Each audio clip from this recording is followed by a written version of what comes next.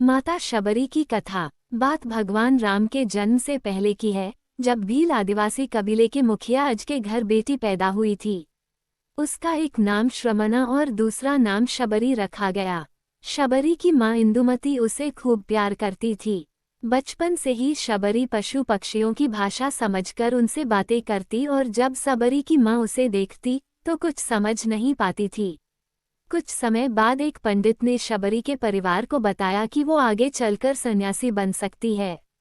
इस बात का पता चलते ही शबरी के पिता ने उसका रिश्ता तय कर दिया। जैसे ही शादी का दिन नजदीक आया, शबरी के घर वालों ने खूब सारी बकरियां और अन्य जानवर घर के पास लाकर बांध दिए। एक दिन शबरी का माँ जब उसके बाल बना रही थी तो उसने माँ से पूछा, इतने सारे जानवर हमारे घर क्यों लाए गए हैं? माँ ने जवाब दिया, बेटी, तुम्हारा विवाह होने वाला है, इसलिए हम लोगों ने इनका इंतजाम बलि के लिए किया है। तुम्हारी शादी के दिन ही बलि प्रथा होगी और फिर इनसे स्वादिष्ट भोजन बनाकर सबको परोसा जाएगा। ये सब सुनकर शबरी दुखी हो गई। काफी देर तक शबरी ने उन जानवरों को आज़ाद करने के बारे में सोचा। सोचते सोचते शबरी के मन में हुआ कि अगर ये जानवर यहाँ नहीं होंगे तो इनकी बलि रुक सकती है। ऐसा नहीं हुआ तो मेरे घर से कहीं चले जाने पर ही यह बलि रुकेगी। जब मैं ही नहीं रहूंगी तब न विवाह होगा और न ही बलि प्रथा। इससे मासूम जानवर बच जाएंगे। इसी सोच के साथ जानवरों को रखी गई जगह पर शबरी पहुंची। उसने सोचा कि उन्हें खोल देती हूँ, लेकिन वो ऐसा नहीं कर पाई। उसके बाद शबरी जंगल की तरफ भागने लगी। भागते भागते शबरी ऋषिमुख पर्वत पहुंच गई। वहां करीब 10,000 ऋषि रहा करते थे। शबरी को लगा कि वो भी इसी जंगल में किसी तरह ऋषि मुनियों की सेवा करके अपना जीवन जी लेगी। वो चुपचाप उसी जंगल में एक हिस्से में किसी तरह से रहने लगी। शबरी रोजाना ऋषि मुनियों की झोपड़ी के आगे झाड़ू लगाती और हवन के लिए लकड़ियां भी लाकर रख देती। ऋषि मुनियों को समझ नहीं आ रहा था कि जंगल में उनके काम अपने आप कैसे हो रहे हैं। एक दिन शबरी को किसी ऋषि ने देख लिया। उसे देखते ही उसका परिचय पूछा। जैसे ही शबरी ने बताया कि वो भील आदिवासी परिवार से संबंध रखती है तो उसे ऋषियों ने खूब डांट लगाई। शबरी को इस बात का बिल्कुल भी पता नहीं था कि उसकी जाति छोटी है और उसे ऋषियों द्वारा जाति की वजह अपमान सहन करना पड़ेगा। इतना सब होने के बाद भी शबरी हर ऋषि मुनि के दरवाजे पहुंचती और उनके आंगन में झाड़ू लगाकर उनसे गुरु दीक्षा देने के लिए कहती। हर कोई शबरी को उसकी जाति की वजह से अपने आश्रम से भगा देता था। ऐसा होते होते काफी समय बीत गया। उसके बाद शबरी मतंग ऋषि की कुटिया में पहुंची। वहां पहुंचकर मतंग ऋषि को शबरी ने बताया कि वो उनसे गुरु दीक्षा लेना चाहती है। उन्होंने खुशी खुशी उसे अपने गुरुकुल में रहने दिया और भगवान से जुड़ा ज्ञान देते रहे।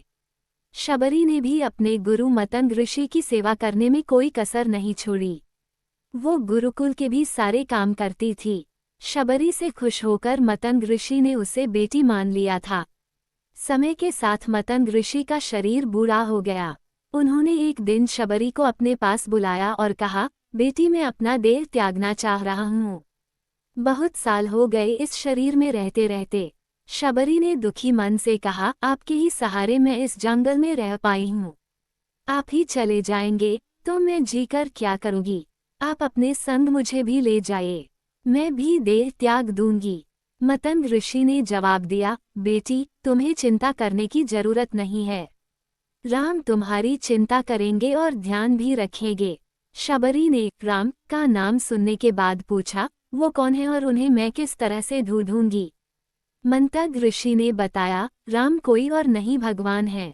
वो तुम्हें सारे अच्छे कर्मों का फल देंगे। तुम्हें उन्हें ढूंढने की कोई जरूरत नहीं है। वो एक दिन खुद तुम्हें खोजते हुए इस कुटिया में आएंगे और तुम्हें उनके हाथों ही मोक्ष मिलेगा। तब तक तुम इसी आश्रम में रहो। इतना कहते ही मंतग ऋषि ने अपना शरीर त्याग दिया।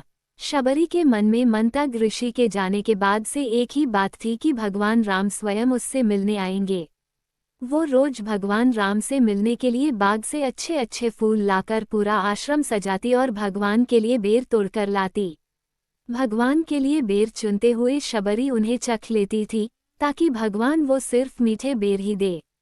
रोजाना शबरी इसी तरह भगवान के दर्शन की आस में फूल और बेर इकट्ठा करती रहती थी। इसी तरह इंतजार में कई साल बीत गए।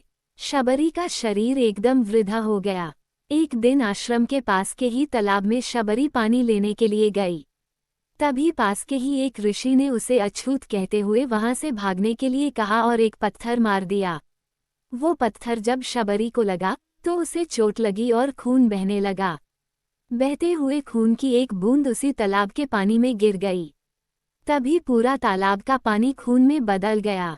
ये सब होता देखकर ऋषि ने शबरी को ही डांटा और कहा कि पापीन, तुम्हारी वजह से पूरा पानी खराब हो गया। रोज ऋषि उस पानी को साफ करने के लिए अपनी कई तरह की विद्याओं का इस्तेमाल करते। कई सारे जतन करने के बाद भी कुछ नहीं हुआ।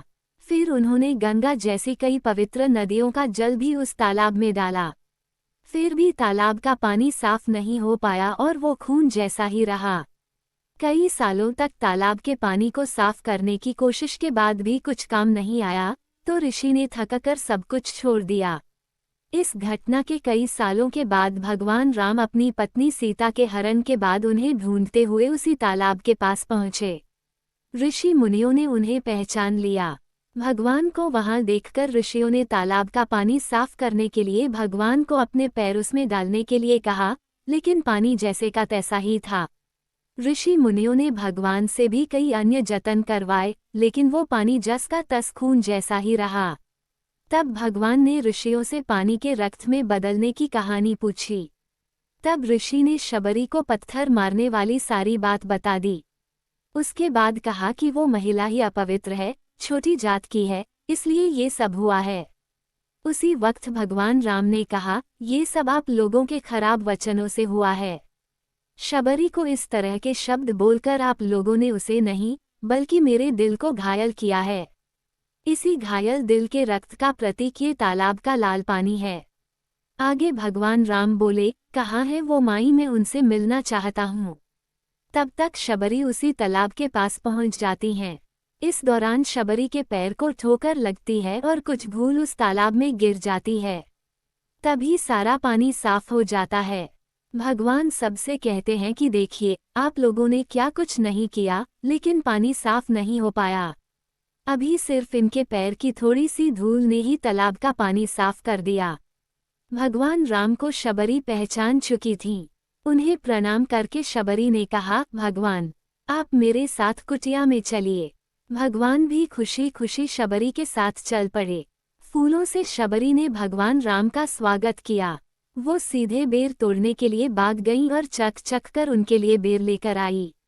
उन्होंने बड़े ही प्यार से भगवान राम और उनके भाई लक्ष्मण को बेर दिए। भगवान राम ने भी उतने ही प्यार से उन बेर को खाना शुरू किया। तभी बेर देखकर मुंह बनाते हुए लक्ष्मण ने कहा, भैया ये बेर जूठे हैं, इन्हें आप कैसे खा सकते हैं? भगवान ने जवाब दिया, लक्ष्मण, ये जूठे नहीं बल्कि बहुत मीठे हैं। शबरी माए हम सबके लिए ये बहुत प्यार से तोड़कर लाई हैं। इतना कहकर भगवान राम प्यार से उन बेर को खाने लगे। भगवान ने जाते हुए शबरी माई से कहा, आप मुझसे जो चाहे वो मांग सकती हैं। शबरी ने उन्हें कहा, मतंग ऋषि के कहने पर मैं आज तक सिर्फ आपके दर्शन करने के लिए जी रही थी। अब आप मुझे मोक्ष प्रदान कीजिए। मैं अपना शरीर आपके सामने ही त्यागूंगी। उसी वक्त शबरी ने अपना शरीर त्याग दिया। भगवान राम ने अपने हाथों से उनका अंतिम संस्कार किया और सीता माँ की खोज में आगे बढ़ गए। इस तरह से ऋषि मतंग की बात सच साबित हुई और शबरी को भगवान राम के दर्शन भी हुए।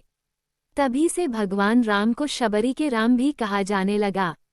कहानी से सीख, सच्ची श्रद्धा हो तो भगवान के दर्शन जरूर होते हैं।